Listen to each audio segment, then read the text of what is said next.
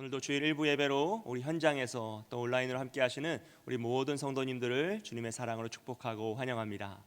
오늘은 마태복음 6장 19절에서 34절 말씀을 통해 염려를 이기는 믿음이란 제목으로 함께 은혜를 나누기 원합니다.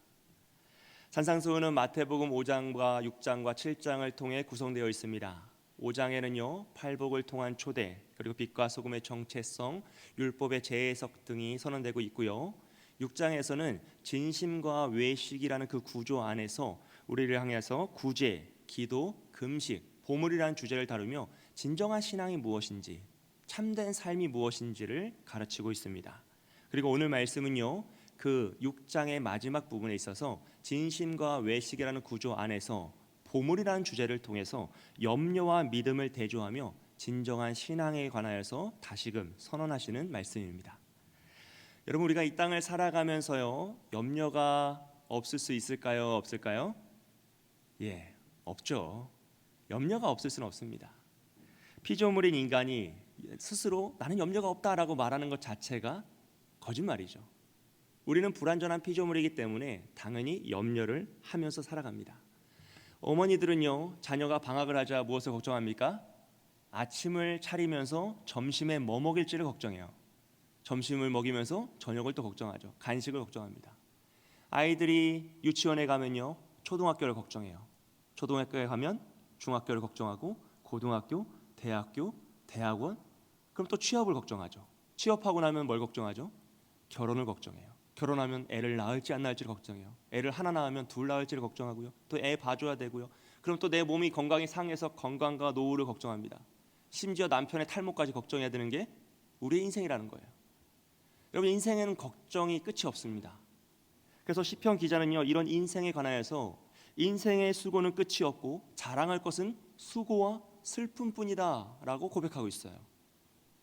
어떤 의미에서요 이 피조물, 불완전한 우리에게 이 염려라는 것은 너무나 자연스러운 것일 수 있다라는 것이죠. 하지만 우리는요 새가 우리 머리 위로 날아가는 것은 막을 수 없지만 우리 머리 위에 둥지를 트는 것은 막을 수 있다라고 말했던 그 루터의 말을 기억해야 합니다. 즉 불완전한 우리의 인생에 염려가 없을 수는 없습니다. 그건 불가능한 일이죠. 하지만 그 염려에 사로잡히거나 매여서는 안 된다라는 것이에요. 왜냐하면 우리가 염려에 매일 때 우리의 믿음이 작아지기 때문입니다.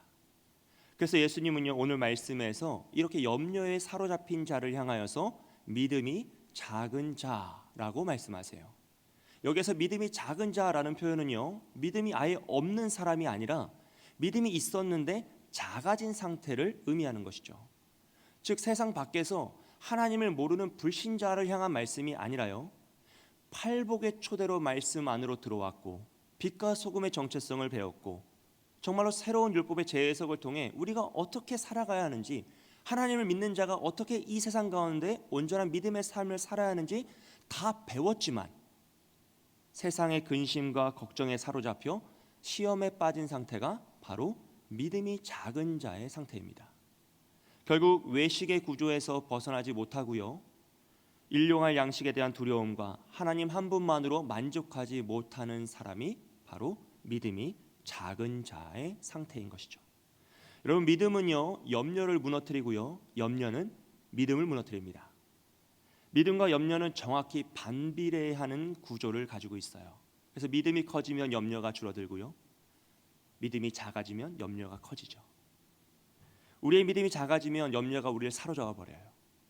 반대로 우리의 믿음이 커지면요 평안이 우리를 사로잡습니다. 우리의 상황과 우리의 환경과 상관없이 하나님의 평안과 은혜가 우리를 사로잡아 버리는 것이죠. 그렇다면 우리의 믿음은 왜 작아질까요? 그것은 우리의 삶에 지정의 총체적인 하나님의 은혜를 누리지 못하기 때문입니다. 하나님에 대한 믿음과 확신과 경험이 부족하기 때문에 우리의 믿음이 점점점 고난 가운데 작아지더라라는 것이에요. 하나님 안에 있는 우리는요 누구나 하나님이 이 세상을 창조하셨다, 우리를 구원하셨다라는 사실에는 동의할 수 있어요. 그런데 그 창조의 하나님, 정말로 그 구원의 하나님이 나의 삶에 찾아오셔서 나의 모든 문제에 관여하시며 세미한 음성으로 나를 돌보신다라는 사실에는 동의하지 못할 때가 많더라는 것이에요. 저 멀리 계시는 거대하신 하나님, 창조의 하나님, 능력의 하나님, 우리가 기도할 때 거룩하시고 공의로우신 그 하나님은 인정이 되는데, 그 하나님이 나와 함께 하시며 나의 손을 잡아주시고 나와 늘 동행하시며 나의 세미한 음성으로 그 모든 것을 관여하신다라는 그 임마누엘의 하나님은 인정이 안 되는 것이에요. 그래서 어떻게 됩니까? 결국 늘 동행하시는 그 은혜를 누리지 못하기 때문에 우린 삶 속에서 작은 문제와 큰 문제를 만나면서 넘어지고요, 상처를 받고 믿음이 작아지더라라는 것이죠. 이런 우리를 위해서요, 예수님은 오늘 말씀에서 우리의 삶에 나타나는 의식주의 문제와 신체 부위를 굉장히 많이 표현하고 계세요. 무엇을 먹을까? 무엇을 마실까? 무엇을 입을까? 마음과 눈, 목숨과 몸, 이런 어휘들을 굉장히 오늘 본문에서 많이 사용하시죠. 어떤 의미에서 이런 어휘를 가장 많이 사용하시는 본문이 바로 오늘 말씀입니다. 이것은요, 하나님께서 우리의 모든 것을 돌보시며 살피시고 도우신다라는 것을 반증하시기 위한 설명의 어휘들이죠. 또 반대로 그렇게 깨닫지 못하는 우리를 향한 하나님 아버지의 답답함의 표현이다라고도 볼 수 있습니다. 사랑하는 여러분, 하나님은 일용할 양식으로 우리를 먹이시고 돌보시며 지키시는 하나님이신 줄 믿습니다. 할렐루야. 하나님은 40년의 광야 생활 동안 이스라엘 백성들을 매일 만나와 메추라기로 먹이시고 입히시고 돌보셨어요. 달리다굼 죽은 소녀를 살리신 이후에요, 예수님은 그 소녀에게 먹을 것을 주라라고 말씀하십니다. 부활하신 이후에 베드로에게 다시 사명을 깨닫게 하실 때에도 조반을 차려주시죠. 예수님은요, 우리에게 영적인 신앙과 믿음만을 가르쳐 주시는 것이 아니라 우리의 삶에 직접 다가오시고 찾아오셔서 떡과 포도주를 떼어 주셨던 것처럼 자신의 피와 살을 주시며 우리를 돌보시고 지키시며 도우시는 분이라는 거예요. 사랑하는 여러분, 우리가 이런 임마누엘의 하나님의 축복을 누려야 합니다. 이것을 누리지 못하면 우리의 믿음이 점점 작아져요. 저 멀리 계신 하나님으론 오늘의 삶을 버틸 수가 없단 말이에요.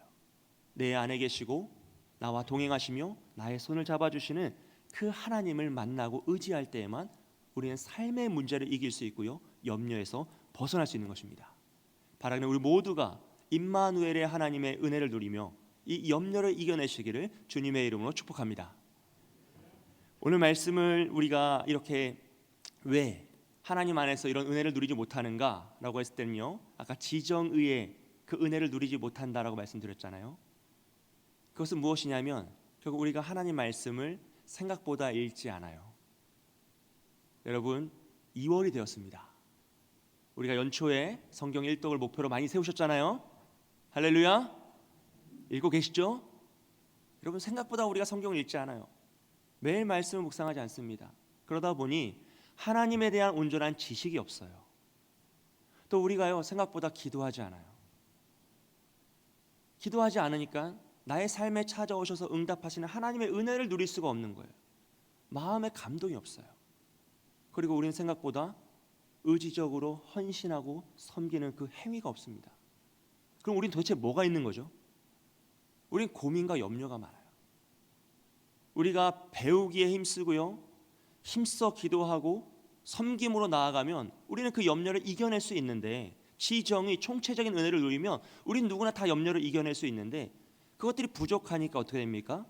총체적 은혜를 누리는 것이 아니라 오히려 총체적인 난국에 빠져서 염려에 사로잡히고 두려움에 사로잡히더라라는 것이죠. 사랑하는 여러분, 그렇게 우리는 지정의 전인격적이고 총체적인 하나님의 은혜를 누릴 때에만 이 염려를 뛰어넘는 믿음을 소유할 수 있고 우리의 삶의 문제 앞에서 굳건하게 승리하며 나아갈 수 있습니다. 우리가 믿음이 작은 자의 상태에서 벗어나는 방법은요, 첫째로 말씀드렸던 것처럼 하나님의 말씀을 배우는 것이에요. 하나님의 말씀을 통해 온전한 지식을 쌓는 일입니다. 힘써 배우고 힘써 읽고 묵상하며 말씀을 붙잡아야 합니다. 여러분, 3월달이 되면요, 양육훈련이 개강을 합니다. 여러분, 기대하심으로 준비하시고 힘써 배우시기를 축복합니다. 둘째로 우리는요, 하나님의 말씀을 붙잡는 것과 동시에 예배와 찬양과 기도를 통하여서 우리의 삶에 응답하시는 하나님의 은혜를 누려야만 합니다. 그 은혜를 누리지 않고서는 말씀이 충만해질 수가 없어요. 여러분, 이번 주부터 금요 영성 집회가 8시 반으로 변경되었습니다. 10시면 끝납니다. 원거리에 계신 분들도 다 참여하시고 우리 모든 성도님들 함께 나와서 간절히 기도했으면 좋겠어요. 세 번째로, 받은 은혜와 사랑에 힘입어서 섬김과 헌신으로 나아가야 합니다. 여러분, 섬김과 헌신의 열매가 없이 우리의 삶에서 온전한 믿음의 삶을 살아갈 수는 없어요. 이렇게 지정의 총체적인 측면에서 하나님의 사랑과 은혜를 누리고 우리가 하나님을 붙잡고 순종하며 나아갈 때 우리는 승리하는 믿음을 갖게 되고요, 염려를 이겨낼 수 있는 것이죠. 사랑하는 여러분, 우리가 전인격적으로 하나님에 대한 지식과 경험과 확신이 커지면요, 우리의 삶의 염려가 작아집니다. 그리고 그런 사람은 하늘을 바라보면서 그의 마음을 하늘에 두고요, 먼저 그의 나라와 의를 구하며 살아갈 수 있게 되는 것이에요.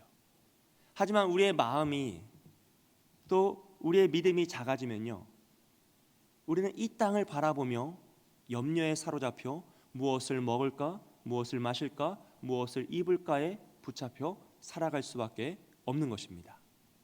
그렇다면 오늘 우리는 어떤 삶을 살아가길 원하십니까?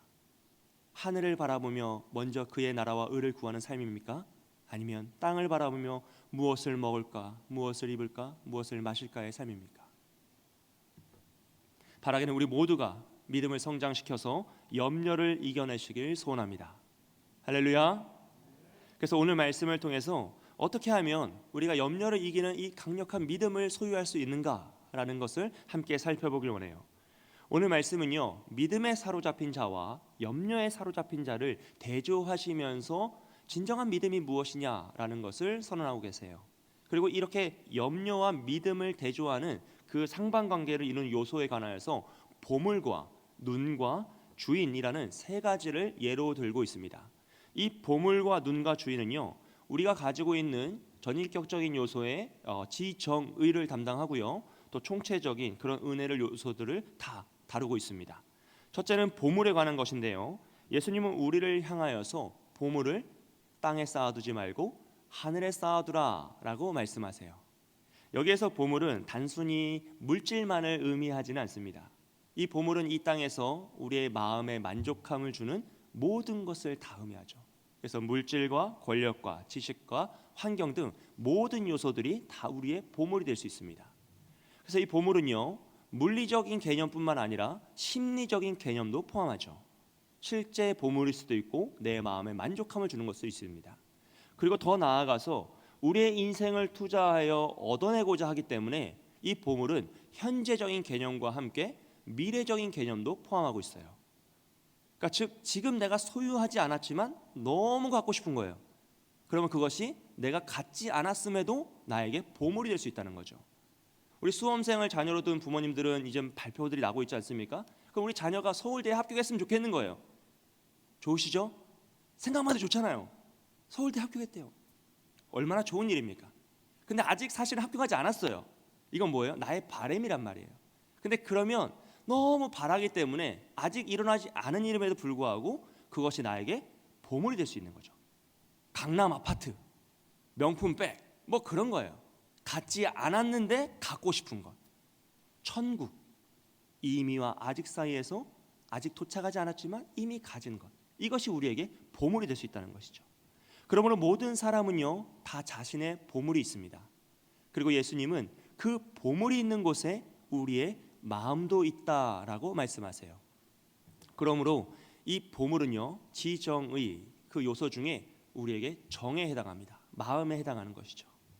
근데 문제는 염려에 사로잡힌 사람은요, 이 보물을 하늘이 아닌 땅에 쌓아둔다라 그래요. 그리고 그의 마음도 땅을 향하여 있는 것이죠. 그들은 자신의 보물을 땅에 쌓아두면 자신의 염려가 사라질 것이라 착각합니다. 하지만 아무리 보물을 땅에 쌓아도 그들의 염려는 사라지지 않고 오히려 그들을 약하게 하죠. 왜냐하면 이 땅은 우리의 보물을 지킬 수 있는 곳이 아니기 때문이에요. 우리 19절 말씀을 함께 읽어보겠습니다. 시작. 너희를 위하여 보물을 땅에 쌓아두지 말라. 거기는 좀과 동록이 행하며 도둑이 구멍을 뚫고 도둑질하느니라. 아멘. 여러분, 이 땅은요, 순수한 보물마저도 변질시킬 수 있는 것입니다. 상하게 하는 것이고요. 보물을 아무리 쌓아도 그것을 훔쳐갈 수 있고 그것이 없어질 수 있다라는 것이에요. 그래서 이들은 이 땅에 아무리 많은 보물을 쌓지만 여전히 무엇을 먹을까, 무엇을 마실까, 무엇을 입을까를 두려워하며 살아갈 수밖에 없는 것이죠. 해갈되지 않는 영원한 목마름에서 허덕이는 것이에요. 여러분, 오늘날 우리 이 사회를 보십시오. 얼마나 자기 자신을 위한 소비에 대한 욕구가 강렬합니까? 이 소비 문화가 엄청나잖아요. 이 코로나 이전보다 이후 시대에요. 지금 명품과 슈퍼카 이런 소비가 2배 이상 늘었다라고 그래요. 사람들이 자신의 욕망을 위해서 더 빨리, 더 멀리, 더 높이 가기 위해서 정말 엄청난 소비를 하지만 만족함이 없는 것이죠. 결국 해결되지 않는 그 해갈이 없는 늪에 빠져 있는 것이에요. 하지만 믿음에 사로잡힌 사람은요, 자신의 보물을 하늘에 쌓고요, 그의 마음 역시 하늘을 향한다라고 말씀하세요. 보물을 하늘에 쌓는다는 것은 우리가 소유한, 우리에게 허락된 모든 것을 하나님의 나라와 그의 의를 위하여 사용하는 것을 의미합니다. 그렇다고 해서 이 말이요, 여러분, 사유재산을 거부하거나 자본주의를 배척하는, 부정하는 것이 아닙니다. 오히려 왜 하나님이 나에게 이런 물질과 능력과 은사를 주셨는가? 라는 것을 고민하고요, 하나님의 뜻에 합한 곳에 나의 물질과 은사와 능력을 사용하는 것이에요. 먼저 그의 나라와 의를 구하며 살아가는 것이죠. 그런 사람은 마음이 하늘을 향해 있고요, 보물을 하늘에 쌓는다는 것이죠. 그리고 그런 사람은 마음이 평안해요. 왜냐하면 하늘은 우리의 보물을 소중히 지킬 수 있는 유일한 장소이기 때문입니다. 20절 말씀에서는 이렇게 말씀합니다. 오직 너희를 위하여 보물을 하늘에 쌓아두라. 거기는 좀이나 동록이 해하지 못하며 도둑이 구멍을 뚫지도 못하고 도둑질도 못하느니라. 아멘. 여러분, 하늘은 우리의 모든 것을 소중히 지킬 수 있는 유일한 장소입니다. 이 땅에서 하나님이 우리에게 허락하신 모든 것은요, 먼저 그의 나라와 의를 구하기 위함이에요. 우리에게 주신 생명도 마찬가지고요, 지혜도 마찬가지고요, 물질도 마찬가지고 건강도 마찬가지입니다.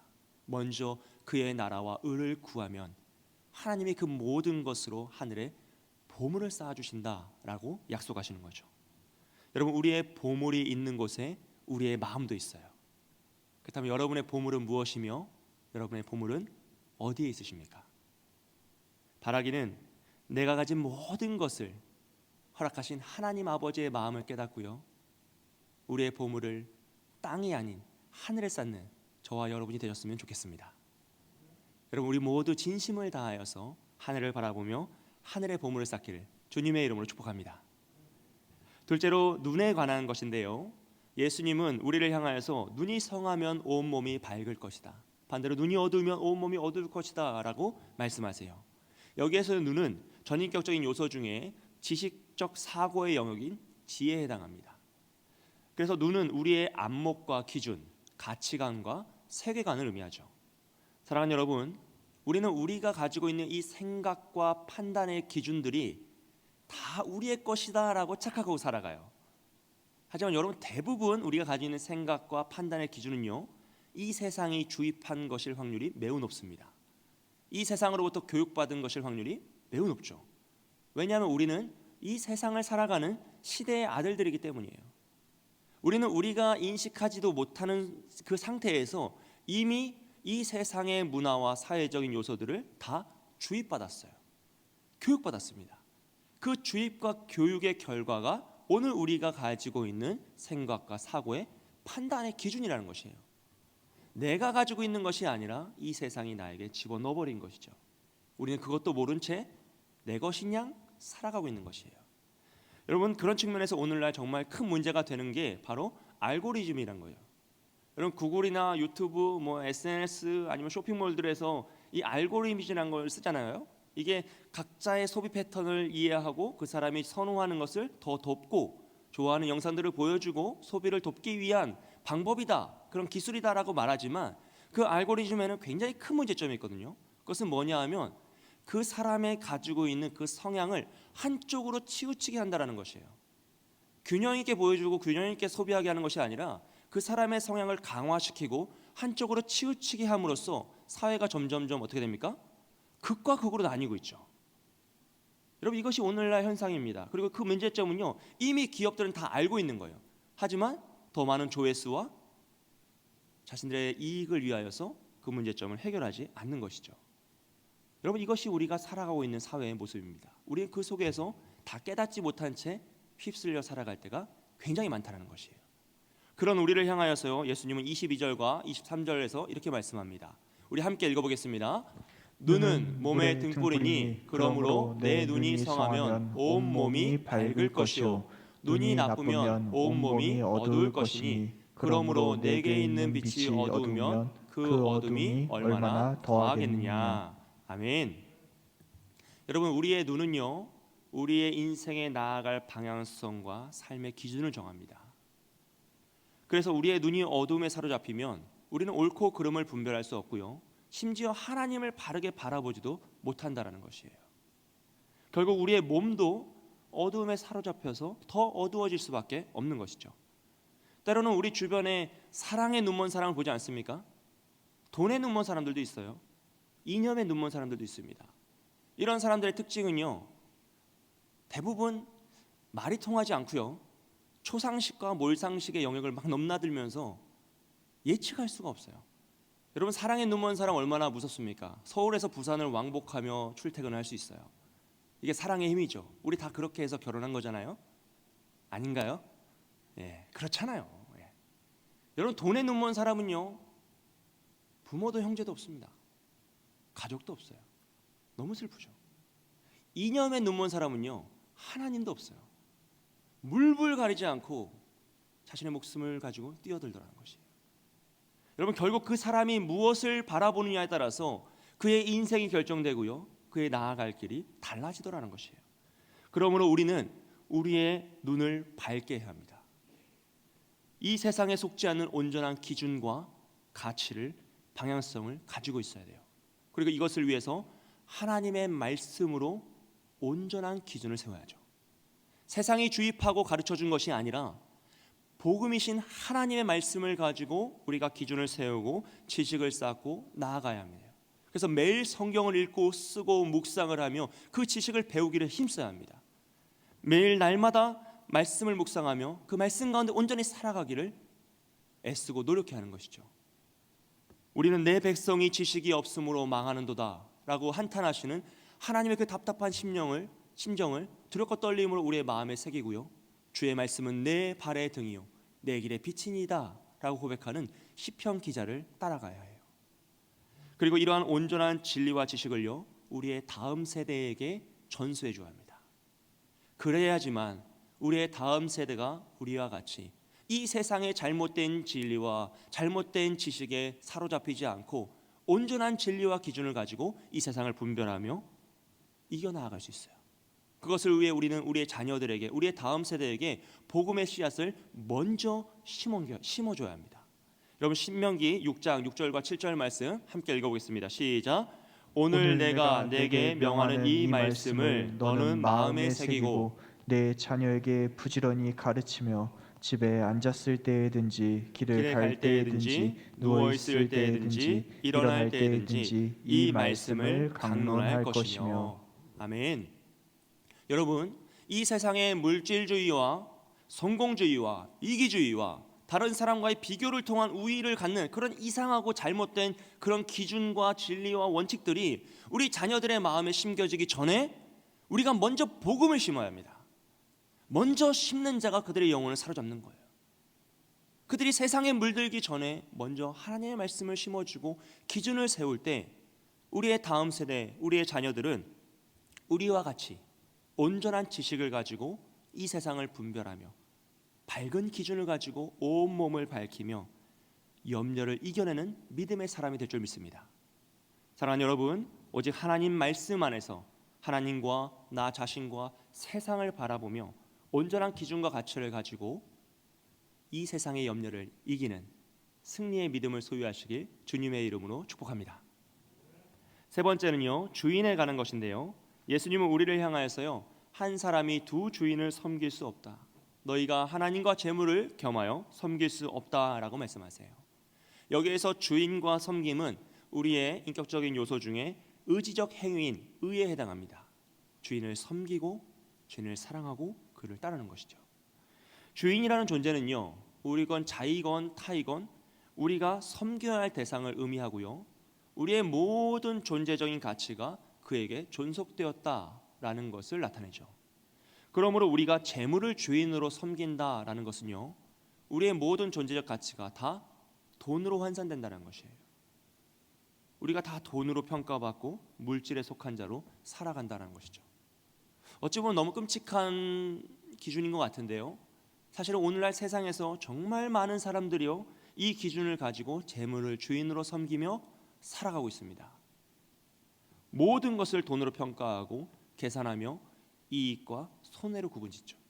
나에게 이익이 되는 사람, 나에게 이익이 되는 상황, 나에게 손해가 되는 사람, 나에게 손해가 되는 상황. 결국 조금 더 고상하고요, 좀 멋진 방법과 화려한 어휘들을 사용하는 것 같지만 사실 그 기저에 깔려 있는 것은요, 오직 돈입니다. 다 돈으로 생각하는 거죠. 하지만 문제는요, 그 돈으로는 우리의 근본적인 문제를 해결할 수 없다라는 것이에요. 결국 아무리 많은 보물을 쌓고요, 지식을 쌓고요, 의지적인 행위가 있더라도 결국 그것을 땅에 쌓으면 그는 여전히 무엇을 먹을까, 무엇을 마실까, 무엇을 입을까를 염려하며 살아갈 수밖에 없다라는 것이에요. 하지만 우리가 하나님을 주인으로 섬기면 우리의 모든 존재가 다 하나님에게 속한 자가 됩니다. 그리고 우리가 하는 말과 행동의 모든 것이, 헌신과 섬김이 하나님의 마음에 합한 존재가 되죠. 왜냐하면 우리의 신분이 바뀌었기 때문이에요. 그럼 불신자가 하는 모든 것은 불신자의 행위가 됩니다. 신자가 하는 모든 것은요, 신자의 행위가 되는 것이에요. 비록 그가 잘못하고 넘어질지라도 그는 여전히 하나님의 자녀이며 하나님 안에서 하나님에 속한 자가 되었다는 것이에요. 그것이 바로 주인을 섬기는 자들의 아주 극명한 차이이고 삶의 기준들이 달라지는 것입니다. 혹 자들은 하나님과 재물을 겸하여 섬길 수 없느냐, 우리가 하나님을 잘 믿으면서도 물질의 부유함을 충분히 누리면서도 굳이 어려운 삶을 살지 않고 평안하게 풍요롭게 살고 싶다라고 말할 수도 있어요. 물론 그러면 너무나 좋겠죠. 하지만 여러분, 성경은 뭐라고 이야기합니까? 디모데전서 6장 10절 말씀입니다. 함께 읽습니다. 돈을 사랑함이 일만하게 뿌리가 되나니 이것을 탐내는 자들은 미혹을 받아 믿음에서 떠나 많은 근심으로써 자기를 찔렀도다. 아멘. 여러분, 하나님과 재물을 겸하여 섬기는 것이 불가능하다라고 예수님도 말씀하시고 오늘 디모데전서도 말씀하고 있습니다. 물론 이 세상을 살아가면서 우리에게는 물질이 필요하죠. 교회도 물질이 필요하고요, 하나님의 사역들도 물질을 사용합니다. 우리 인생은 말할 것도 없습니다. 어떤 의미에서 우리 물질이 없는 청년들에게요, 계속 꿈을 꾸라고 요구하는 것 자체가 너무나 잔인한 방법일 수도 있어요. 우리는 이 세상을 살아가면서 당연히 물질을 사용하고 물질을 소유하며 물질을 잘 써야 됩니다. 하지만 여러분, 물질을 사용하는 것과 물질을 사랑하는 것은요, 너무나 다른 일이에요. 완전히 다른 일입니다.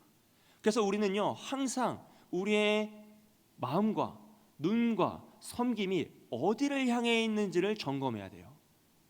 우리의 마음과 눈과 섬김이 하늘을 향해 있는지 아니면 이 땅을 향해 있는지 살피고 점검하고 두렵고 떨림으로 늘 돌아봐야 한다는 것이죠. 오늘 여러분의 눈과 마음과 섬김은 어디를 향해 있습니까? 하늘입니까? 아니면 땅입니까? 여러분, 이것을 정말 쉽게 알아볼 수 있는 방법이 있거든요. 그것은요, 우리의 핸드폰을 살펴보는 거예요. 여러분, 오늘 우리가 핸드폰을 통하여서 어떤 대화를 주고받는지, 어떤 대상과 늘 함께하는지, 유튜브를 통해 어떤 영상을 보는지, 인터넷을 통해 어떤 기사를 보는지, 어떤 소비를 하고 있는지 다 핸드폰에 있거든요. 범죄 프로파일러들은요, 뭐라고 하냐면 오늘날의 그 사람의 인격은 그 사람의 핸드폰 속에 있다고 했어요. 즉, 우리 핸드폰 안에 있는 내용이 곧 우리의 인격이고요, 우리의 인격이 곧 우리의 믿음입니다. 여러분, 우리의 핸드폰 속에요, 이 땅의 보물을 쌓는 그 방법과 원리에 대한 대화와 기준들과 그런 내용들이 많이 담겨져 있다면요, 결국 우리는 보물을 땅에 쌓으며 재물을 섬기는 자가 되는 것이죠. 반대로 먼저 그의 나라와 의를 구하는 방법과 고민과 대화들과 그런 내용들이 우리 핸드폰 속에 많이 담겨 있다면요, 우리는 이 땅에 있지만 하늘을 바라보며 하나님을 섬기는 자가 되는 것입니다. 오늘 집에 돌아가셔서 한번 살펴보시길 바래요. 다른 사람한테 말하면 안 돼요. 이건 비밀이니까 자기만 보세요. 사랑하는 여러분, 하물며 너희일까 보냐 믿음이 작은 자들아. 저는 오늘 말씀 전체 구절에서 이 구절이 너무 하나님의 답답함의 외침처럼 다가올 때가 있어요. 너무 강렬하게 다가와요. 하물며 너희일까 보냐 믿음이 작은 자들아. 여러분, 오늘 말씀에는요, 보물과 마음, 하늘과 땅, 빛과 어둠, 하나님과 재물, 하늘의 새와 들풀 등 굉장히 강렬하고 극적인 대조를 다루는 어휘들이 많이 사용되고 있습니다. 그것은요, 우리가 이미 받은 어마어마한 사랑을 받았음에도 그 사랑을 깨닫지 못하는 우리, 이방인처럼 염려에 사로잡혀 살아가려는 우리를 향한 하나님의 답답함의 외침이라는 것이에요. 하물며 너희일까 보냐, 어떻게 하늘의 새보다도 못한 존재로 너희를 생각하느냐, 내일 아궁이에 던져질 들풀만도 못한 존재이냐 라고 외치시는 거죠. 천하보다 귀한 우리의 존재성을 깨닫지 못하고요, 그 크신 하나님의 사랑을 다 이해하지 못한 채 여전히 염려에 사로잡혀 살아가는 우리를 향한 하나님 아버지의 슬픔과 안타까운 외침인 거예요. 여러분, 제발 염려하지 마시기를 소원합니다. 제발 염려하지 마세요. 염려로 여러분의 키가 한 자라도 자랄 수가 없고 여러분의 머리를 하얗고 검하게 만들 수 없습니다. 염려는 무능력한 거예요. 오직 우리를 힘들게 하고 쓰러지게 할 뿐이죠. 여러분, 우리는요, 예수님이 생명을 바쳐 구원하신 천하보다 귀한 하나님의 자녀인 줄 믿습니다. 그러니 제발 염려하지 마시고요, 오직 하나님 안에서 평안을 누리시길 바라요. 하나님이 주시는 평안, 성경이 말씀하는 평안은요, 아무 문제가 없고 근심 걱정이 없는 것이 아니라 원수가 파놓은 함정이 나의 발에 걸리지 않는 것을 평안이라고 합니다. 오늘 시편 기자는요, 우리에게 이렇게 이야기합니다. 함께 읽어보겠습니다. 시작. 군대가 나를 대적하여 진칠지라도 내 마음이 두렵지 아니하며 전쟁이 일어나 나를 치려 할지라도 나는 여전히 태연하리로다. 아멘. 나는 여전히 태연하리로다. 평안하리로다는 것이죠. 고난과 아픔이 없는 것이 아니라 그 고난과 아픔이 나의 마음을 무너뜨리지 못하고요, 내 마음이 그 어려움에 매이지 않을 때 우리의 영혼은 평안할 수 있습니다. 그런즉 너희는 먼저 그의 나라와 의를 구하라. 그리하면 이 모든 것을 너희에게 더하시리라. 여러분, 이 순서를 기억하십시오. 그런즉 너희는 먼저 그의 나라와 의를 구하는 것입니다. 그리하면 이 모든 것을 우리에게 다 더하십니다. 그런데요, 여러분, 옵션과 부록의 가치와 의미를 부여하셔서는 안 돼요. 그리하면 이 모든 것을 너에게 더하시리라 라는 부분은요, 가치가 없어요. 그냥 없는 겁니다. 여기는 사실 우리의 마음속에는 사실 그게 있잖아요. 먼저 나라와 의를 구하면 이 모든 것을 다 주시겠구나 라고 해서 이것을 정말 원하지만 순서상 이걸 원하면 안 되니까 이걸 먼저 원하는 척한단 말이에요. 여러분, 그러시면 안 돼요. 그리하면 이 모든 것을 너에게 더하시리라는 가치가 없어요. 0이에요. 우리는 먼저 그의 나라와 그의 의를 구하면 우리 존재의 가치와 사명을 다 완수한 게 됩니다. 끝난 거예요. 그러므로 그리하면 더 주시겠다라는 건 우리에게 아무 의미와 가치가 없는 거죠. 오직 먼저 그의 나라와 의를 구하는 게 중요한 것입니다. 종교개혁자 칼빈은요, 기독교 강요 3권 제9장 내세에 대한 명상이란 주제를 통하여서요, 이렇게 이야기합니다. 제가 읽어드릴게요. 성도는 현 생활에 대한 잘못된 애착을 억제하는 것만큼 더 좋은 생활에 대한 욕구를 강화해야 한다. 따라서 신자가 죽을 운명의 인생임을 생각할 때 그것은 원래 비참한 것에 불과한 것임을 깨닫는 동시에 더 큰 열성으로 내세의 영생을 명상하는 데 전력을 다해야 한다. 내세의 삶에 비하면 현재의 삶은 무시해도 무방할 뿐 아니라 완전히 멸시하며 싫어해야 한다. 하늘이 우리의 고향이라면 땅은 타향임이 틀림없지 않은가. 이 세상을 떠나는 것이 곧 생명으로 들어가는 것이라면 생명은 무덤이 아니고 무엇인가. 또 살아있다는 것은 곧 죽음에 잠겨있는 것이 아닌가. 육신에서 놓이는 것이 곧 완전한 자유를 얻게 되는 것이라면 육신은 감옥이 아니고 무엇인가? 하나님께서 우리와 함께 계시는 것이 최고의 행복이라면 하나님이 임재하시지 않는 것은 곧 불행이 아닌가? 우리 함께 읽습니다. 그러므로 우리 고린도후서 5장 6절 말씀 함께 읽겠습니다. 시작. 그러므로 우리가 항상 담대하여 몸으로 있을 때에는 주와 따로 있는 줄을 아노니. 아멘. 사랑하는 여러분, 결국 염려에 사로잡혀 이 땅에 보물을 쌓는 삶은요, 감옥에서 더 큰 방을 차지하기 위해 애쓰는 것만큼 비참한 것입니다. 더 큰 무덤을 갖고 싶어하는 욕망과 다를 것이 없어요. 너무나 슬프고 속상할 만큼 무의미한 노력이란 것이죠. 바라기는 하나님의 사랑을 깨닫고 하나님 안에서 믿음으로 염려를 이겨내어 먼저 그의 나라와 의를 구하시는, 이 땅이 아닌 하늘의 보물을 쌓는 저와 여러분이 되시길 주님의 이름으로 축복합니다.